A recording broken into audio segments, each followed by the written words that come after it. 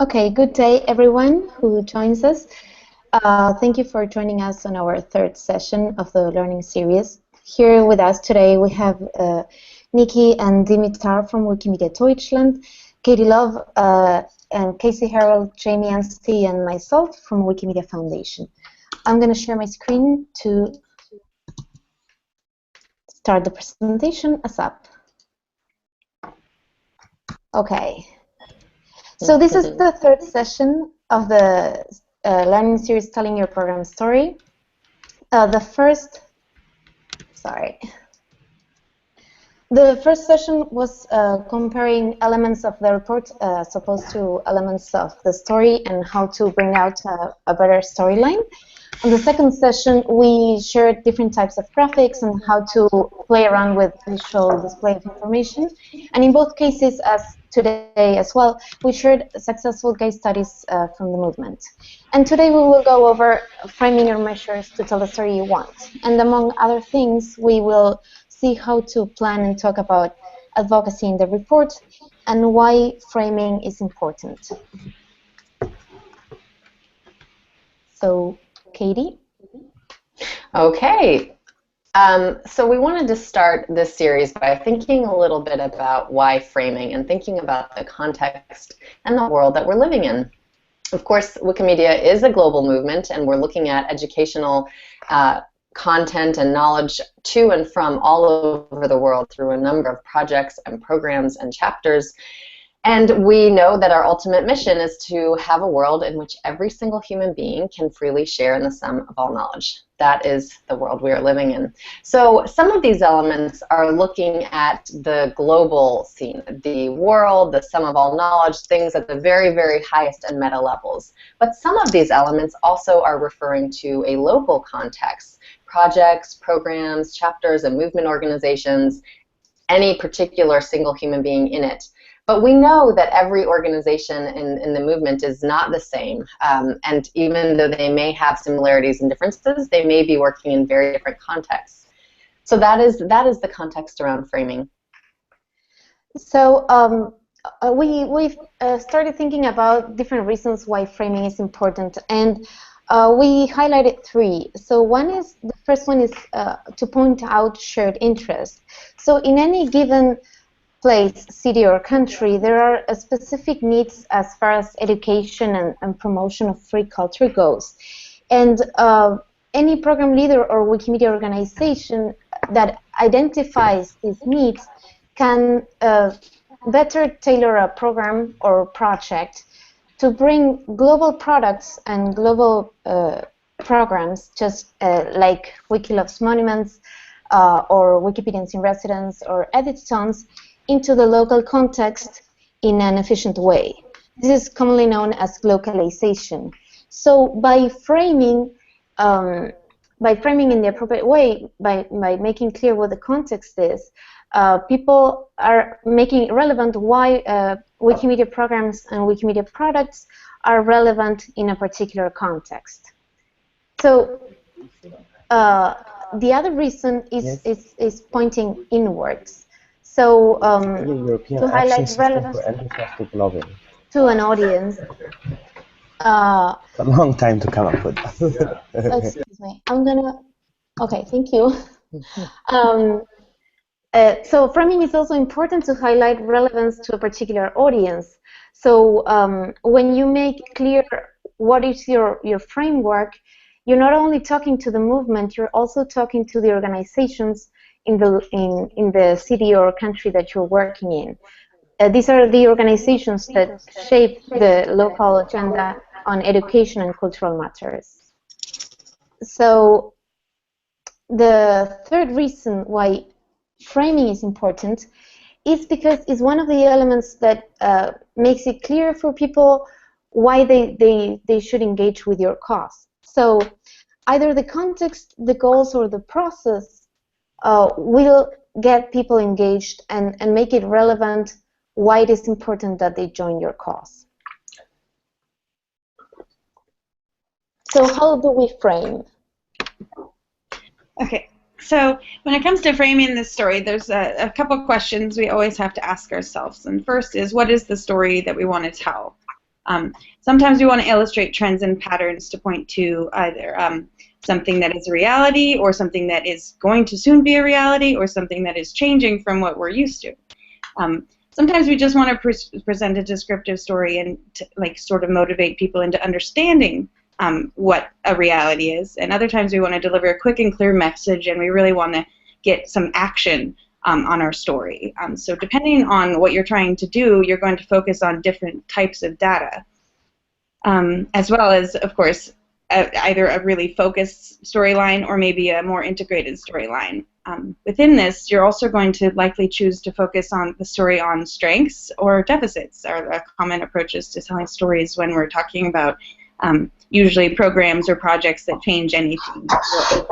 So sometimes we might be want to choose to focus on achievements and opportunities, because that might be the way we can pitch something to certain institutions, whereas other people who want to be interested want to know what the problems and needs are for a particular action, or why they would join any sort of momentum towards a change.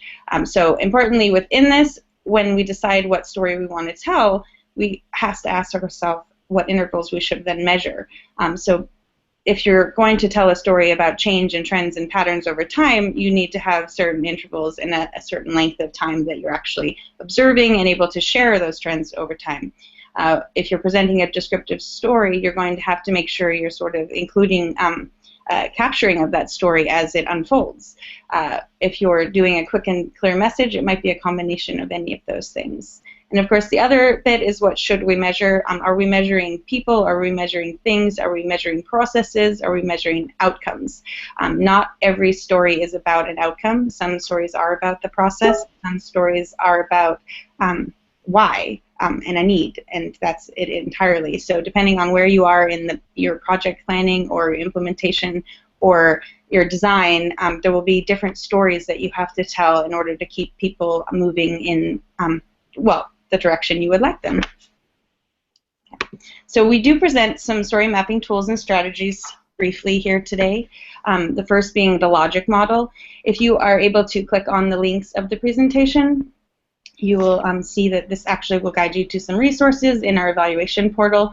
In the meantime, just know that there is a tool called the logic model, which is there to help you map your theory of change. So if you are adventuring on any change initiative, whether it be to increase advocacy and for policy and make policy change, or if it's to just reach out and educate people about Wikimedia existing and that they can edit, or if it's to give them the skills so that they can edit, you essentially are going to put something into the process to make this change happen. You're also going to have things come out of that process, and you're hoping that the combination of what you put in and what you get out leads to an outcome that's the story you want to tell. So essentially, mapping your theory of change using a logic model helps you to answer those questions that we asked on the previous slide. What do we measure, and at what intervals do we measure, based on how you think things will unfold if it goes how you imagine. Another tool that we use, I'm not sure if it's showing the slides, is journaling. I believe Katie was going to jump in on this one. Yep. Okay, so one of the things that Jamie was mentioning is that it's important to track things to see if they go as we expect they will go. But often they do not go as we expect they will go, and there is richness, and there are certainly stories in that too. So one of the many tools that you have at your disposal as someone leading a program is to take logs in a variety of different kinds of journals. There are very, very basic and straightforward options. You see a log that lists the date, who, what, outcome, and status. You can create something to meet your needs and to track the work as you're doing it. There are a number of storytelling tools. You see an example of a story map on your screen too, something that helps you flesh out a bit of a story. You think about the setting, you think about the characters, you think about the problem and the solution. There are a number of creative graphic options that you have too. you'll see, again, in the link to the presentation, that there are wonderful examples of photographic evidence, as we call it, of pictures and video recordings, sound recordings that people use to capture their work as it is ongoing, as well as wonderful infographics. We did another session on that, and that's it. And of course, using these tools helps you to, every time you're reviewing any event or activity in your process and your plan of delivery, it allows you to then, of course, capture consistently to make sure you're not missing a part of the story. One of the things we often see is that people will tell just part of the story, and we hear a lot about, we did this, and then we did this, and then we did this, and then this happened. But we don't necessarily get to the so what, and what is that going to change in the future, or what has that changed, or what did that not change, is always a question. When you present a problem and a solution, there should always be an outcome tied to it, or a status. So maybe you didn't reach the outcome you expected, but here's the status and how you're going to move forward, would be part of the important part of the story. So I think we're supposed to be on the e-journaling slide right now. So I wanted to talk a little bit about some of the tools you have at your disposal that maybe you're not even aware of. I know a lot of you are using blogs and social media to tell your community about projects, contests, and events. These can be really helpful records to refer to when it's time to report on your work. If you're using tags in your blog posts, you can bring up all of the posts on a particular topic, such as contests. So you can give them a quick read before you begin to write the narrative for your report. This can help you identify a storyline and how your programs and objectives have progressed. Another thing that I've noticed about your blog posts, or the way people write blog posts in general, is that they tend to be more story-like than the things you see in reports. And this is something to keep in mind as you're writing. You know, to be sure that you're telling your report reader what happened in an engaging way. Think about using a hook, using the who, what, when, and like Jamie said, the why. Why does this matter? And what for? And another thing that I had just been chatting with Maria about is there are other things like Storify that you can use. Now that is, I believe it's a website or an app, I'm not sure which. Anyway, you can pull together tweets, news articles, photos tagged in Instagram and Facebook posts, and that'll bring together stories that other people are telling outside of your chapter or the group of volunteers you're working with.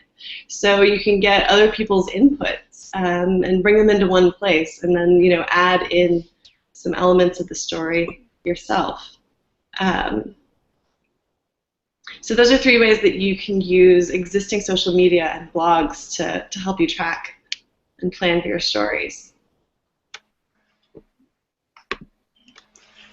And of course, another key component to a good story when you're talking about projects and programs that make change is, of course, measurement. So a key component to storytelling is actually measurement. And so there are some critical tools that are available to you in most change initiatives, whether it be learning, attitude change, or action change.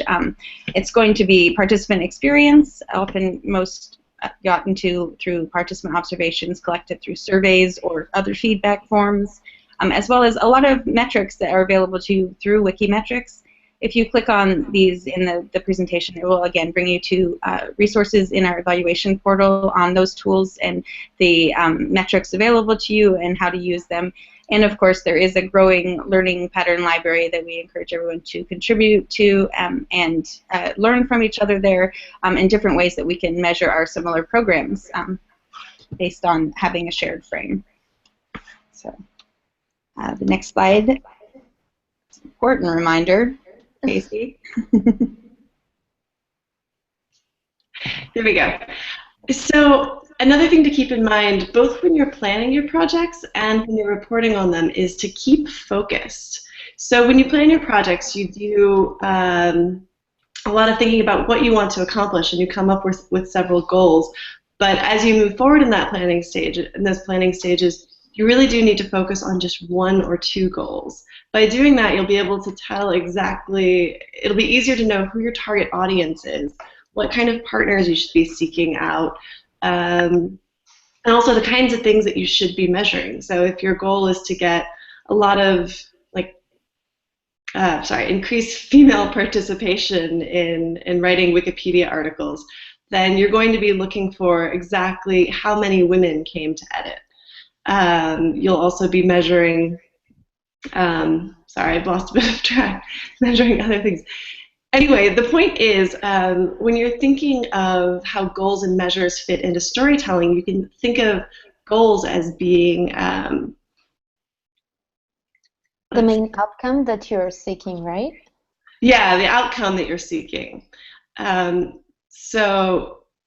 sorry, Maria, can you help me out a little bit? I've got when you have a clear goal, you are able to focus on your storyline. This goes back to a graphic that we shared on the first session, that originally was comparing elements of the report and the story, but here you can see how any given program has a timeline, and action increases towards the outcomes, and then you can figure out conclusions and next steps to move on to the next program or activity. So keeping a focus on goals here helps you do that more efficiently. And what happens, Casey, when things don't measure up? Yeah, so that was the next piece. So sometimes things don't go as you had planned it. So I'm going to talk a little bit about how to talk about like project failure in your reports. So when things don't go according to plan, that's okay. When you start writing a report about a project that didn't follow the story you were hoping to tell, the way you write that story in your report will change a little bit, but the focus is still really important. You still need to define what your initial goals were and what outcomes you did measure, but the story doesn't end there. Instead, you might share a few key details about what may have gone wrong or what factors blocked you from achieving those goals, and what you will change to achieve that goal in the future. This is also a really good time to ask yourself if you had the right goal in mind when you started, and whether your assumptions about what activities were necessary to achieve that goal were correct. So after you've been thinking about that, it's helpful to describe how the experience of having the project not go the way you had planned has changed what your goals, measures, or strategies will be in the future. Being able to show how and why your goals and strategies change when things don't go well or don't go according to plan is a really powerful way to demonstrate to grant committees, your board, your community, and other volunteers that your next project is reasonable and worth supporting. It is important to highlight here that the learning process is always valuable, and especially within our community, we always look forward to finding this knowledge that is generated, even when things don't go well. Understanding why they don't go well is a very important next step. So going back to the origins of this series, what we're trying to encourage with the sessions is find the story you want to tell and tell it to the world, and in order to generate engagement and involve more people either in contributing or organizing more activities. It is important to understand how to build a successful story, because this will get more people engaged and will generate actual change in any given context. So now we're going to focus on the case studies that we selected for this session. And the first one is Wikimedia Deutschland, that has prepared a few slides on reporting on advocacy.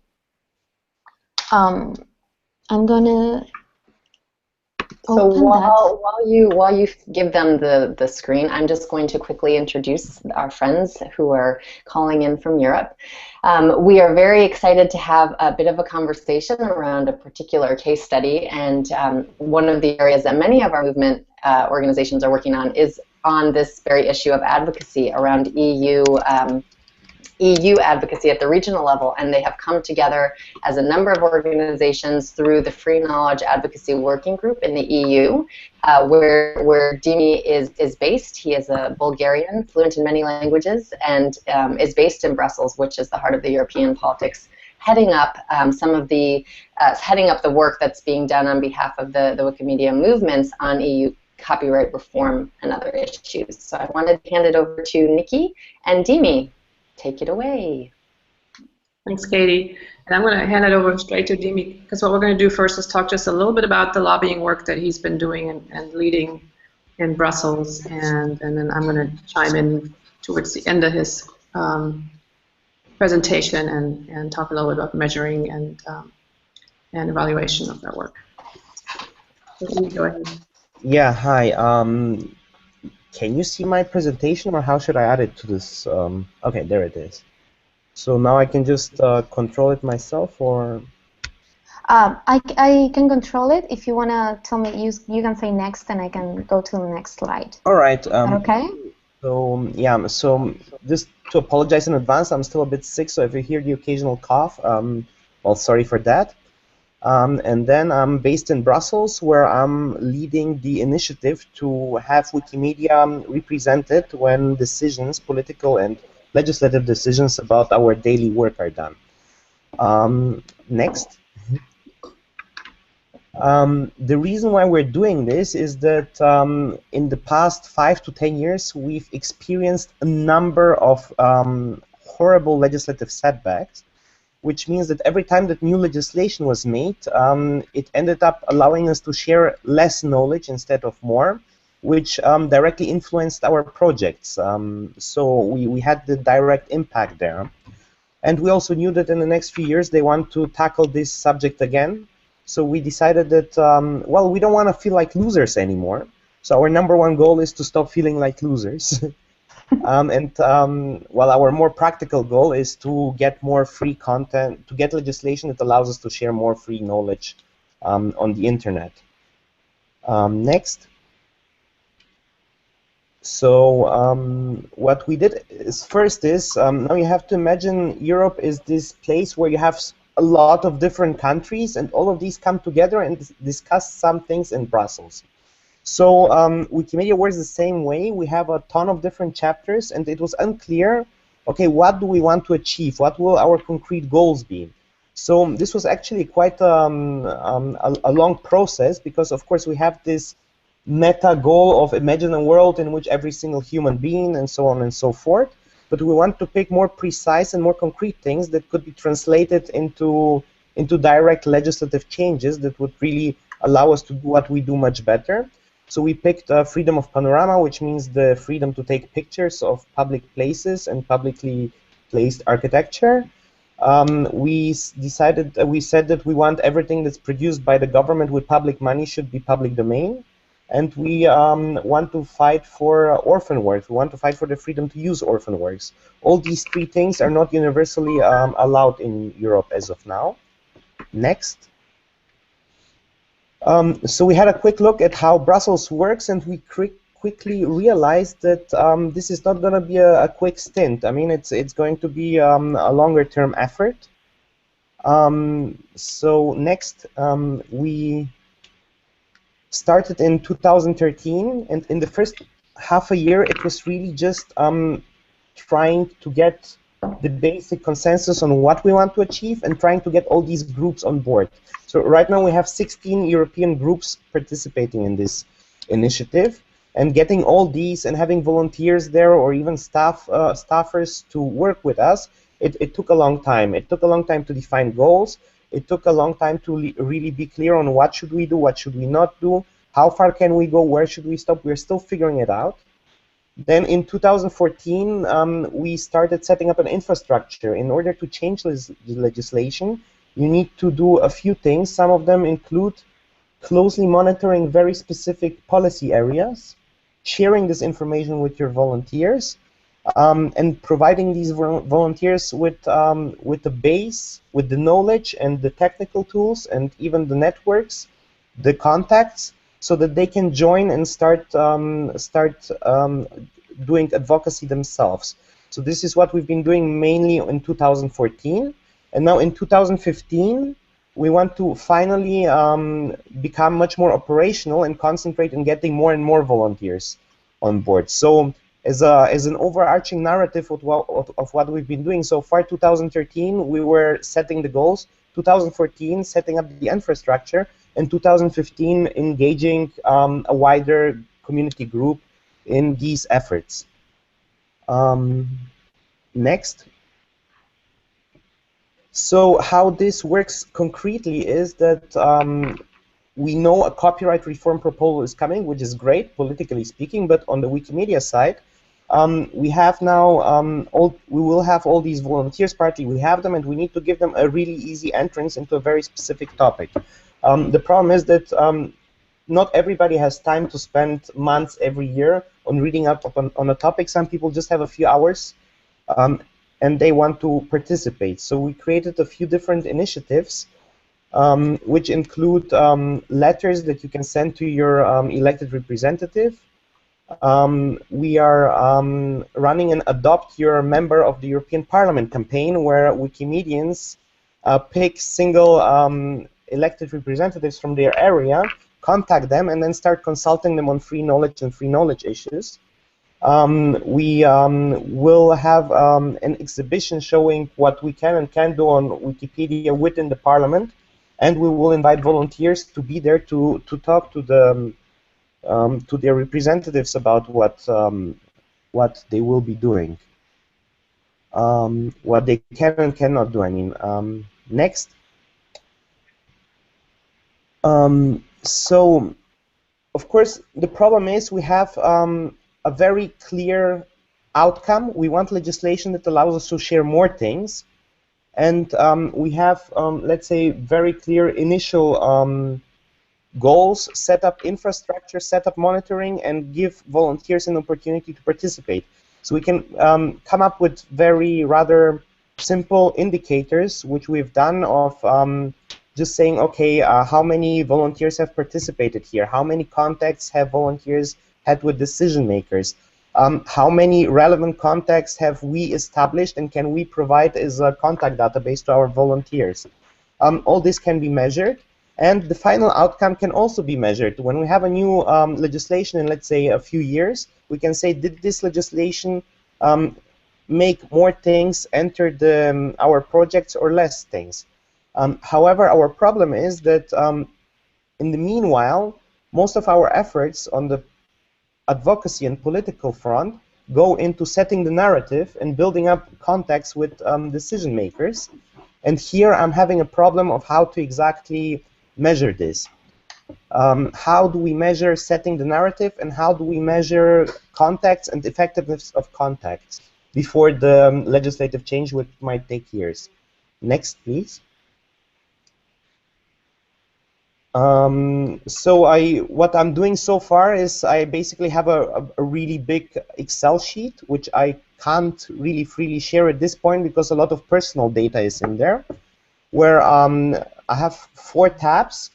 It's basically relevant context that I can provide to volunteers and other Wikimedia organizations that want to get involved in EU advocacy.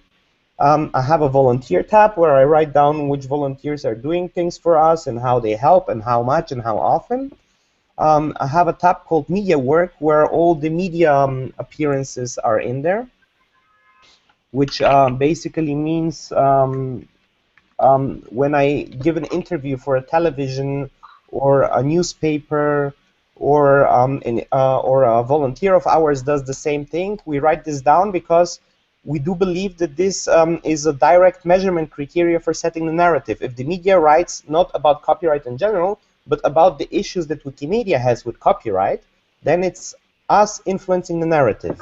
And since we have really particular topics that nobody else is really talking about this, I think this is a very direct one as well. And then I have a 4th tab called Events, where I try to write down events I've been to, and then who I've spoken to, and then try to cross-link it with the context to see which events yielded the best contacts. It's a bit hard to make the decision whether an event or a contact is relevant or not. You often don't know this until after a few months or a few years. So this is my major challenge now.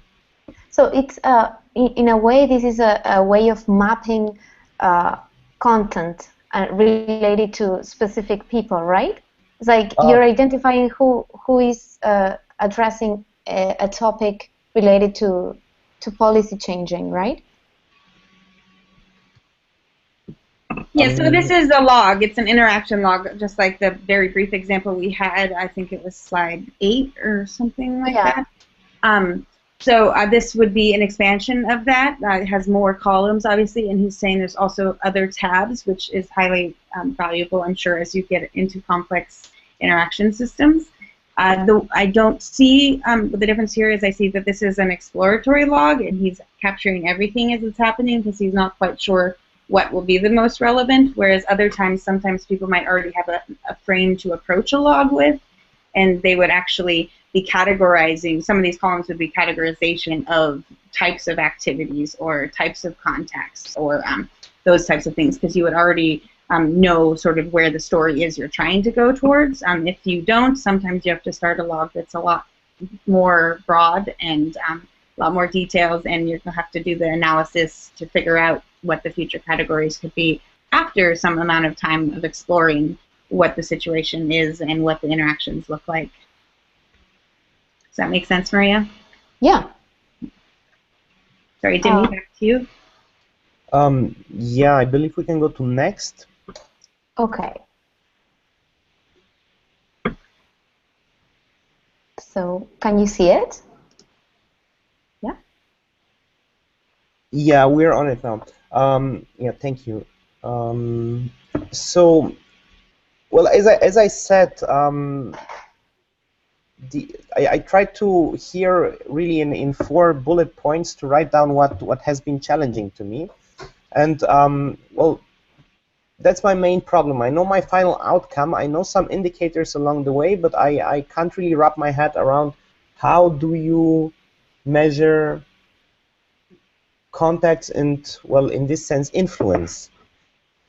This is something I can't really come up with, and it's my main challenge so far.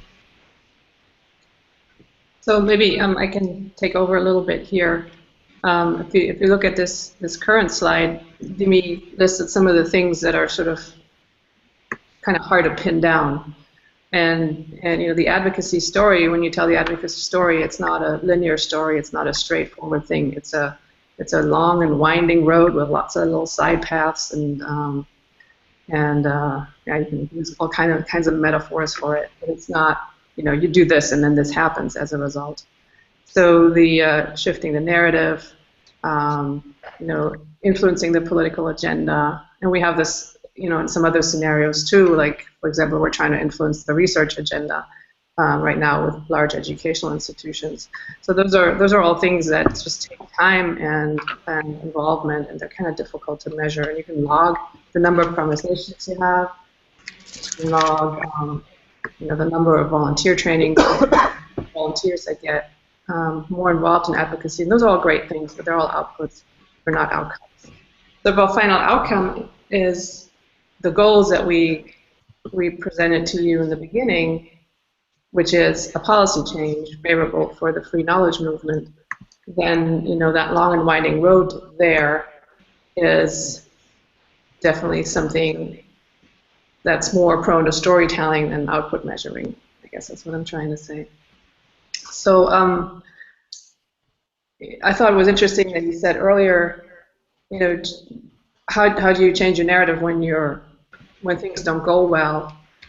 And I think in advocacy, it's not just that things don't go well; it's just they just go differently, you know. And you can't really plan your outcomes or your milestones as well because you have an iterative strategy, and you redevelop it as you go along. You meet somebody new, and they say, talk to this person or get this other person involved, and so it's. I think advocacy is probably one of the most difficult things to to capture with our standard evaluation tools that we have. The logic model that we linked in your presentation at least has a little bit of a narrative around. So these are sort of the logical sequences that we see. If we reach out to more volunteers and train more volunteers, that means more people contribute to consultations. That means there's a higher probability that the policy change will go our way. So if you look at that, you can see this is still the wrong logic model you're showing. This is the one around open educational resources. Wait.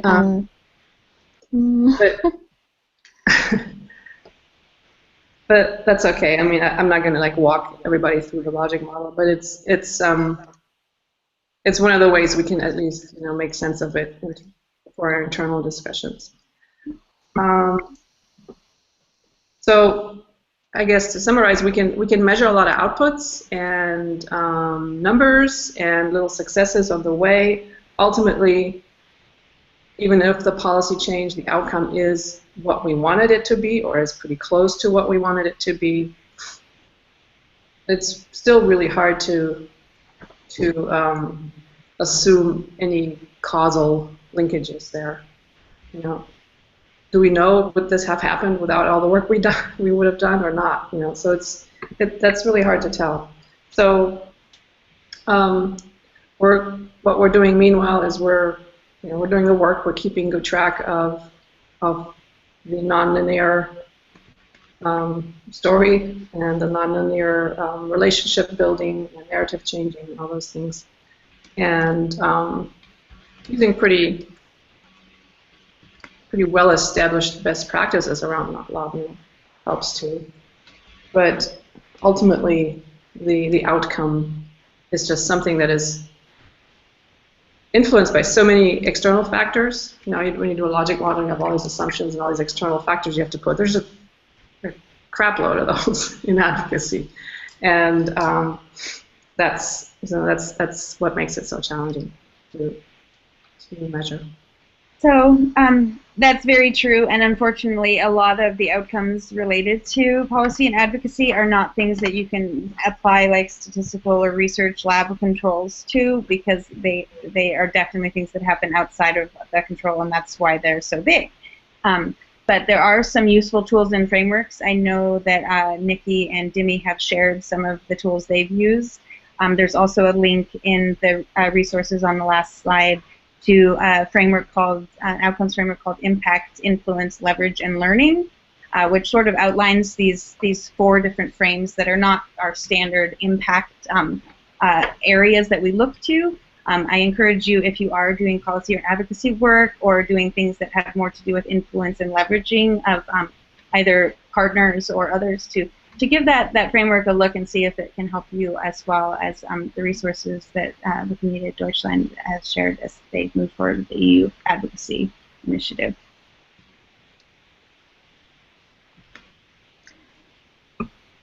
Maria? Do you guys have any more questions or discussion? Yeah. Do we know if there's any questions coming in from the Google? There aren't questions from the questions app, and I'm checking out the event page.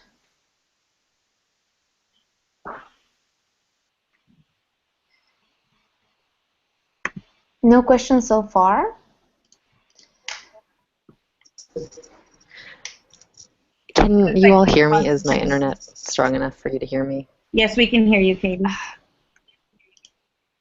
Okay, I'm so sorry for the wacky internet, but just to say that this, for me, as someone who is working closely with organizations that are doing this important work, I want to thank you for asking these really tough questions and for being willing to engage in a conversation that is about a long-term goal that we will not have exciting, tremendous progress on. There will be steps forward and steps backward. And therein, I do think, lies a really rich conversation and a really rich story about the efforts that we're trying to make and who we're engaging. And so, I want to continue to support you in having these conversations about what that looks like, and acknowledging that, yes, a lot of this is around outputs, but I think that's exactly why we're looking at this from a stories framework as well. What is the story that we're trying to tell here? Yeah, I agree. And I don't want to make it sound negative at all. I think it's fascinating, fun, great work, and it's probably less frustrating than some of the more focused program work sometimes. But it just sort of eludes our standard measurement tools to a pretty large degree. Well, it's about systemic change, so I mean, it's huge. The potential here for changing the world is very, very, very strong. So I think that it's hugely important. And yeah, I really, really am excited about this work that's happening in the movement. I think and the story needs to be told over and over again in different ways and in different places. And I'm looking forward to seeing more of that happening. And maybe one more thing. So there's the story that needs to be told, but there's also we use storytelling obviously in the advocacy work all the time. So we talk to decision makers about the potential of free knowledge and what could happen if these policies were changed or these internal regulations were changed, or if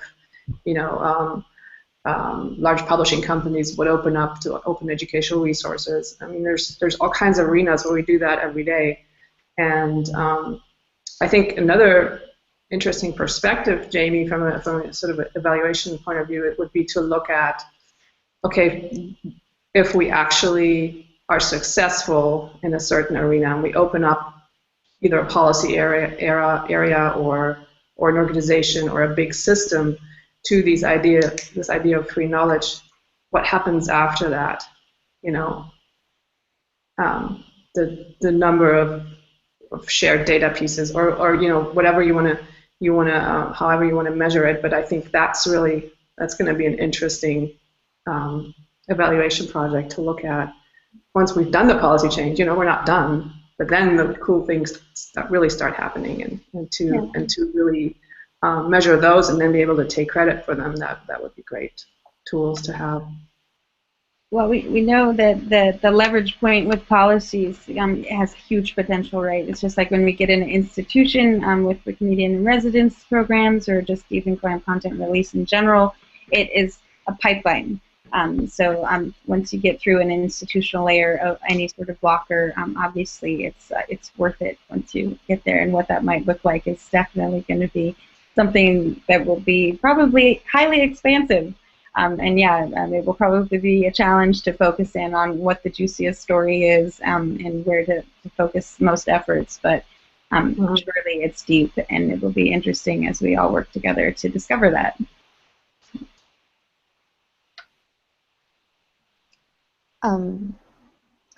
Okay, so does anyone have any more questions on this particular case study? We can wait a little bit to see if something comes up. Oh, here. So someone is asking, aren't we going to design the project measures long before we want to report them? Yes. Yes. But surely it's deep, and it would be interesting. I think it was Jamie. Okay, sorry. I was having mute problems. Anyway, yeah, that's what I was saying with the log that we saw Dimi share. That's very much an exploratory log when you don't really know the story that you're going to tell, but you know the activities you're engaging in and the stories you're hearing on each one-off episode, essentially. So when you don't necessarily know the whole big picture in the story, you might have to use some of the storytelling tools and the story mapping tools more preliminarily to explore what's happening with your work. And that's where oftentimes we see outcome targets being that we'll establish a baseline and we'll establish priority directions, and that we'll establish our core metrics in those first exploratory parts of a project or a program.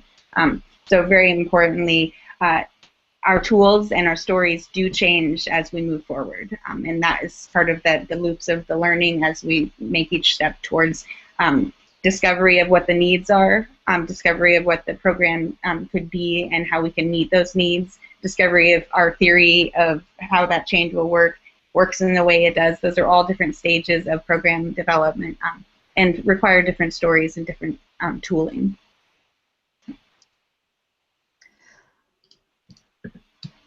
Okay, so moving to the next case study. Hopefully that works. I'm sorry about that change that wasn't applied. I can't find the right window now. I'm sorry. 1 second. Here. So sadly, Ana Torres from Wikimedia Argentina couldn't join us for a live conversation about this, but when they presented their annual plan proposal, they had identified 4 different problems, and they presented them as problem trees. So we thought it was interesting to share one as an example of what is a problem tree and how to make it. I asked her a few questions, so I was able to share something about the methodology behind this in the virtual event. Can you all see the presentation? Sorry. Yeah. And she told me that well, in order to get together, in order to make a problem tree, program leaders, coordinators, and also stakeholders, meaning the actors you want to develop partnerships with, get together and try to break a big problem into several different problems or opportunities that make that an issue to work on. So that is how they built this and broke. They identified that there was little knowledge around what free culture is and Creative Commons licenses. Partly, they were able to identify that was due to, because in translation, free culture in Spanish is sometimes interpreted as gratuitous, as in no cost, and that was keeping institutions from making massive uploads or content donations that they could share on Commons. So they decided to work on building capacity and sharing more knowledge around what free culture really is, hoping that this will enable them to have or speed up the process of content sharing with institutions. So this is another case study. You can later on explore it on your own, click through and go to the proposal and what are the specific lines of action for each one of these. But I thought it was interesting as a technique, what it means to identify a problem, and in this way it is framing because it gives a lot of information of the local context. The way they did it was with in-depth interviews and also direct observation during workshops and editathons. So I believe that if anybody has questions, maybe we could then either direct them to Anna or because they were. It's really them who developed this. I just facilitated what she told me, but I wasn't around when this happened. So I think I feel more. Yeah, I think it might be appropriate if that happens. And then, does someone want to comment on something? No? No, I think it's fine to just recommend that people reach out to Wikimedia Argentina if they want to know more about this. Obviously, they might be able to point questions on our event page that we might be able to answer. Otherwise, we can direct them to Anna to get back to them. Yeah. And then let me see if there are some questions on the event page right now regarding this or comments. I don't see any. Oh yeah, someone is asking for the links to the case studies. Yeah, we will share that in a bit. The link to the presentation is on the event, so if you enter the presentation, you can click through the links of all these case studies that we're sharing. So back towards the end of the presentation. The last case study that we thought it was relevant for this session was Wikimedia Netherlands. They have recently started implementing a thematic approach to programs, and they made a poster on this for a Wikimedia workshop that we hosted in London. So one of the opportunities that they had identified was that within certain themes or topics, there were already a few actors and people involved, and it also gave them the chance to put a series of activities in one's context that allowed to continue executing those activities within time, in a long or mid-term. So the idea is that sometimes short-term activities don't have a lot of impact, or they have a little impact, but in the context of a larger perspective that could be facilitated by thematic approach, this brings better results. So you can also click through to see this poster later and read further of how Wikimedia Netherlands, who also wasn't able to join today, has been developing this kind of approach to programs.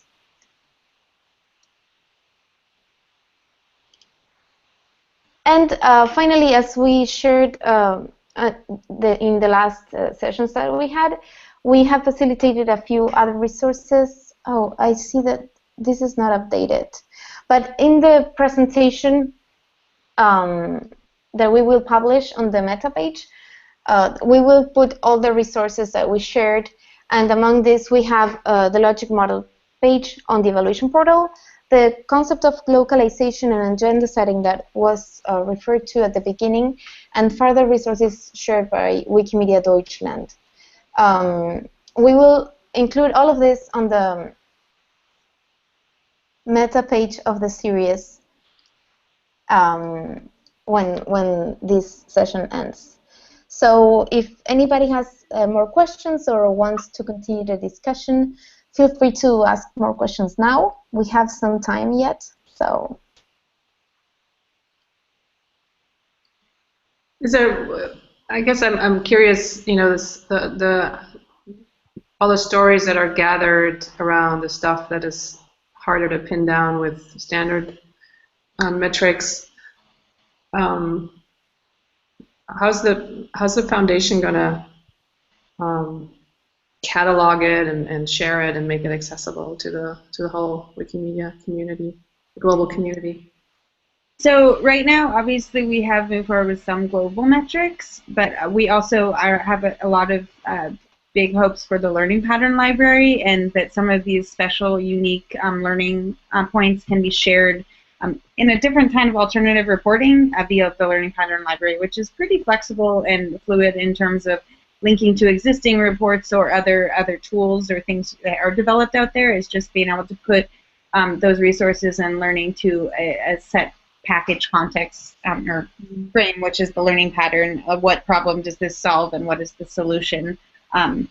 Looking to share things more like that, but also, of course, as we expand our shared interest in measurement, obviously we'll see some metrics that aren't as useful as others, and some other ones that will probably elevate to being global metrics that would make sense based on how the data come in over time, essentially.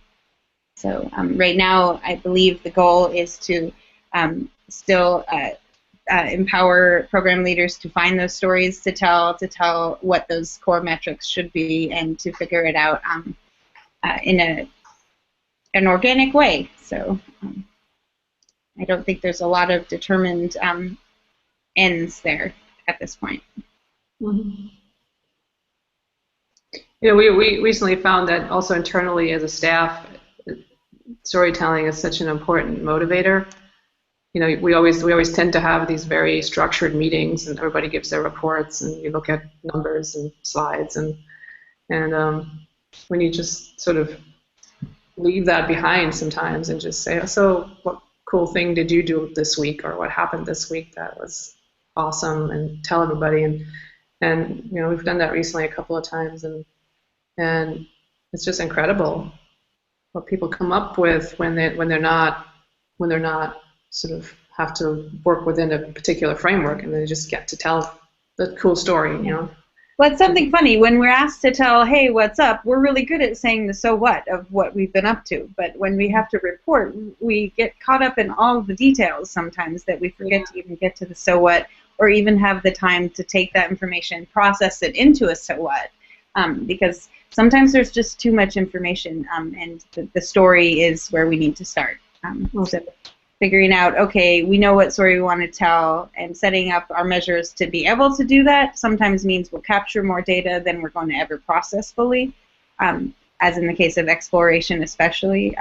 But at other times, it's just knowing that these stories are the ones we're going to be watching for, and that we just don't want to miss them, and waiting for the data to come so that we can tell just the key pieces, because that's really what's going to move and motivate more change than anything else. In the evaluation field, obviously, we've been seeing this movement away from big, long, detailed reports for years and years now, where people need the dashboards, they need the alternative reporting styles so they can bring it to different stakeholder groups of actors who they essentially need to be bought into the process and in the learning, and being able to make change takes everybody being on the same page, which isn't going to happen when they have to wade through 70 pages. Everyone's going to be a different place. So finding the story, pulling it out, making it accessible, these are all things that hopefully we will continue to work on ways to do, like the learning pattern library, being able to chunk learning, being able to curate that library better so we're able to retrieve those learning points easier. Those are some of the things we know are headed our way. But obviously there will probably be a lot of creativity still that we can't imagine yet. And I would say just another way that I found, well, I'd like to know more about is I think the blog posts that people write or media stories that people share are a really incredible way that we can be sharing stories outside of learning patterns. I've been struggling writing a lot of those lately based on conversations I've had with people, and I see ways that they can be challenging. But sometimes just writing the blog posts out of, hey, this went really well this weekend, and putting that out there to the world, I know that I find those. And I'm not sure what the process is for getting something posted on the WMF blog, but Maria does. Yeah. but I think that is a really good space for sharing experiences as well. Definitely, and if we didn't highlight that enough in going through the tools, using existing communication resources is a time saver. It not only promotes your story all the while, it is already there documented. Oh, Casey, you're muted.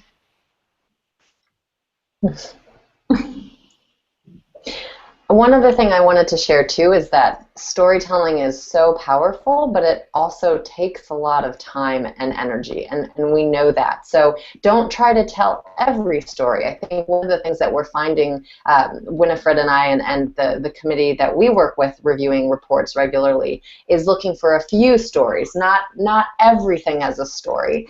And we're happy to experiment with you. We want to see, let's try out a few ideas together before you invest a lot of time and energy in trying to tell us everything. Let's focus on a few things.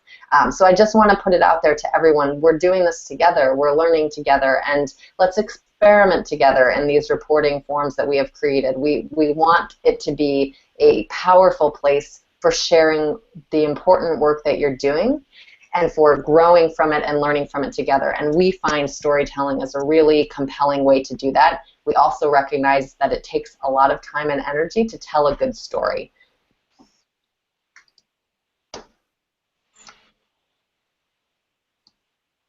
And as far as communicating to the WMF blog, Maria, do you have a place people can go to find out about that? Oh yeah, you can go to, let me find the link, but it's meta.wikimedia.org, and there you find,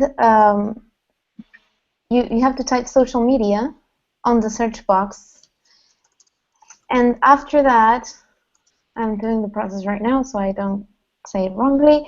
There's a button that is actually highlighted. It's the last to the right. That is Wikimedia blog. And here there are a few guidelines for people who had never done this before. You can enter your blog's title and start creating your next blog post for the Wikimedia blog. And then you have to email communications@wikimedia.org to make sure that it is reviewed. And if you have a deadline, try to submit it within a week before that, so to have time to review it and make all the copy edits that are necessary. So everyone is always invited to blog on the Wikimedia blog. It is something highly encouraged by the team, the communications team, so feel free to reach out to them.